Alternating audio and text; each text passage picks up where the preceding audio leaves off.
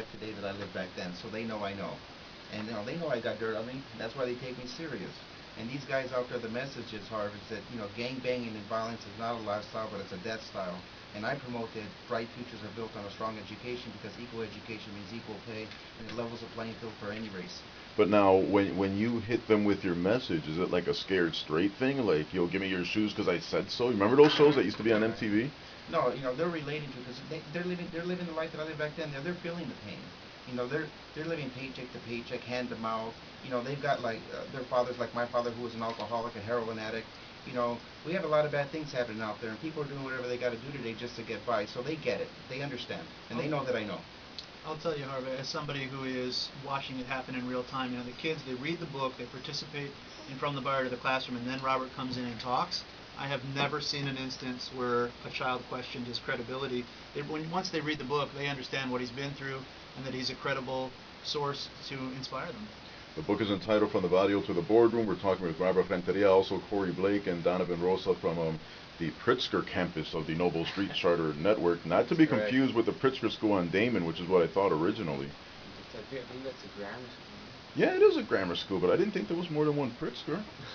Now, when I went looking for the book, I could not find it at a traditional bookstore. So I wound up getting it through the mail.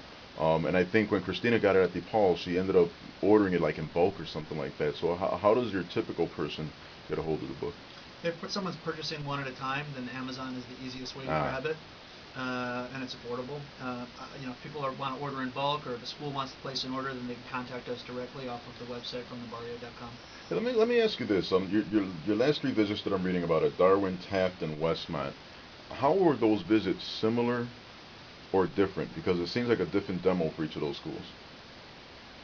Yeah, Westmont was unique because it wasn't as tough a crowd of kids, but man, they got it. Oh yeah. Yeah, the book magically, and I say magically because it blows my mind every time I see it. It helps good kids want to be better, and it helps kids that are having a rough time want to really step up their game and see something else for themselves. So no matter who we've been talking to, the kids are riveted. They don't make a peep. They don't interrupt him. They're not rowdy in the audience. They're captivated. That's actually nicely put. I have not heard it like that before. It'll make a good kid want to be better, and it might make a bad kid not want to be as bad.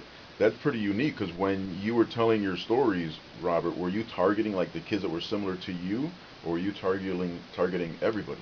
I think that we found out that the book, it's a story about life. Although the book has my name on it, Robert Renteria, it's not the Robert Renteria story. It's Donovan's story. It's your story, Harv. It's the story of a lot of people out there who are struggling and to do whatever they got to do to be successful. Well, we have another call on the Celebrity Hotline, but Donovan, I promised that I'd let you throw some questions here because you did respond to the call for action to have club kids take part in the interview. So Donovan, if you got something in mind, now would be a good thing. Yeah, I mean, there's a lot of books out there that are kind of people telling their life story. For instance, you got My Bloody Life.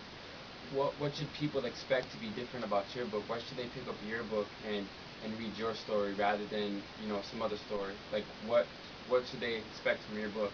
Well, the book is not a gang book, okay? It's not glamorizing that kind of lifestyle. It talks about the bad things that I did. Regretfully, I'm not proud of the things that I did, but I did whatever I needed to do legally to come out clean on the other side. So this book, in essence, is a You Can Do It book. It's a book to show you that those obstacles are called perceived obstacles, and to never let anybody tell you that you can't do something. Because as long as you have a corazón, Donovan, a heart, as long as you have a heart, you always have a chance. And I tell a lot of people who read this book, what they get from it is, don't let where you came from dictate who you are, but you let it be part of who you become, and to respect your roots. That's what you get from the book. Well, it's interesting because when you read the Raimundo Sanchez books, and this has been in high schools too, Once a King, Always a King, My Bloody Life, they even had a Latin Queen write a book as well.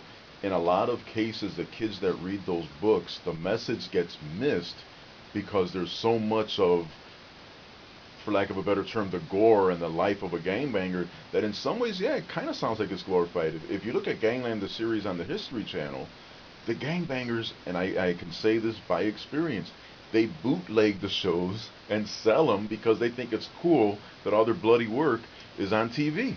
We talked to a producer of Gangland, and he said the very same thing. He was actually not as proud as he would have wanted to be for being affiliated because of that very reason. He recognized he was doing something that might be detrimental to the cause of helping kids. We also went recently to a youth prison, where they were talking about My Bloody Life and the fact that some of the kids were taking the wrong message out of that. What works about From the Barrio and Robert's story is that he's totally honest to the point of humiliating himself, which was very difficult to get him comfortable to do. That's why it took us a year and a half to produce this book, to get his real truth out. And I think that's part of the reason that the kids listen, because he's willing to say the things that a lot of adults are not willing to say, things that he's not proud of. Freestyle Mafia family is listening, and they keep hitting us up on the IM saying, we're listening, it's a good show, but you should be calling at 773-777-1450 to participate, because what I like about live radio is that you're able to get immediate reaction from listeners, and then Donovan's in the studio to kind of do the whole youth thing. But then Corey, upon meeting Donovan in the lobby, you looked at him and said, wow, this is not your typical high school kid now, is it? No, he's impressive right away. He walked over, he smiled at me, and he reached out his hand to shake my hand, not knowing who I was or why I was even here. And that demonstrates immediate confidence. And as a business person who hires younger people, sometimes I look at that and go, "This is a kid I'd hire to work for me in a heartbeat." It's great to hear. Now, the kids that are going to intern for you during the summer, what are some of the things that they're going to experience? Well, we're going to have them helping with the educational system. We need kids that are actually willing to go to the schools with us. And so we got sociology majors and psychology majors, kids who are interested in criminal justice. So they want to help, they're college students who want to help younger people, and they want to get involved at that level. So we want to provide opportunities for them that give them direct access to the cool part of what's going on, not just getting menial help around the office. They'll get experience with the survey process, because we collect data on the program so that we can demonstrate the value and how it's literally changing the lives of kids. So they'll get some of that exposure to the curriculum. But we want to give them some good real-time exposure so they can see firsthand, like we are, when a kid stands up and says, how do you tell one of your best friends to get out of a gang? How do you help him get out of a gang? And you know that he's talking about himself. He's not talking about his buddy. And they always talk about how difficult it is, that I really would, but I gotta cross this corner, or my dad is part of it, or it's the family trade. It's kind of weird that they see so many obstacles, and some of them are actually true. If dad's a gangbanger, how are you supposed to leave the gang? A lot of those are true, man. I can't even begin to imagine what it must be like for a young person whose entire family is in a gang, who's in the drug trade. I can't imagine what it would be like, the courage that it would take to have to find a way out of that. For Robert, he had to leave. He joined the military. He literally had to leave the place that he lived. And for him, that worked. Not everyone has that option. So yeah, you're talking about kids who are dealing with just amazing adversity, and we don't have necessarily the answers for what to do. But when a kid stands up and says, I want something different, we know we've started the process. If you joined us late, wakeupdancing.com will have the full interview. And right now I'm shooting some very cool YouTube footage for later on, so you want to log on. If you were at 773-777-1450, you can call back. I was not ignoring you, but we were doing radio stuff. And then we'll put you on the air. Donovan, anything else on your mind?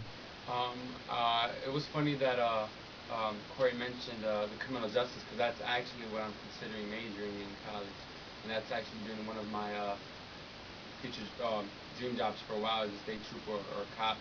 I've grown up in really bad neighborhoods. I've never lived in a really good neighborhood, minus the 6 months that I lived in McHenry when I was little.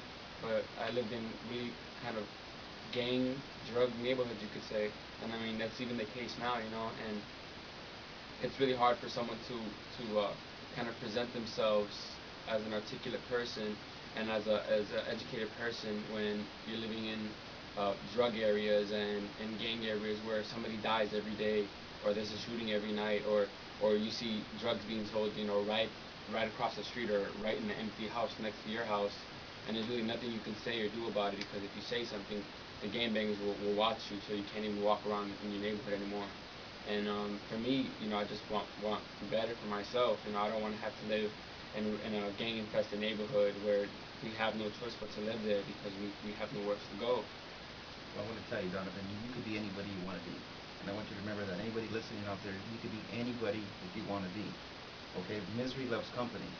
Okay? So be careful of the friends that you choose. Now, Abuelito said, my grandfather said years ago, he said, you show me your friends, I'll tell you who you are. So don't be running around with the wrong people, because you're going to find yourself at the wrong place at the wrong time, and you get yourself killed.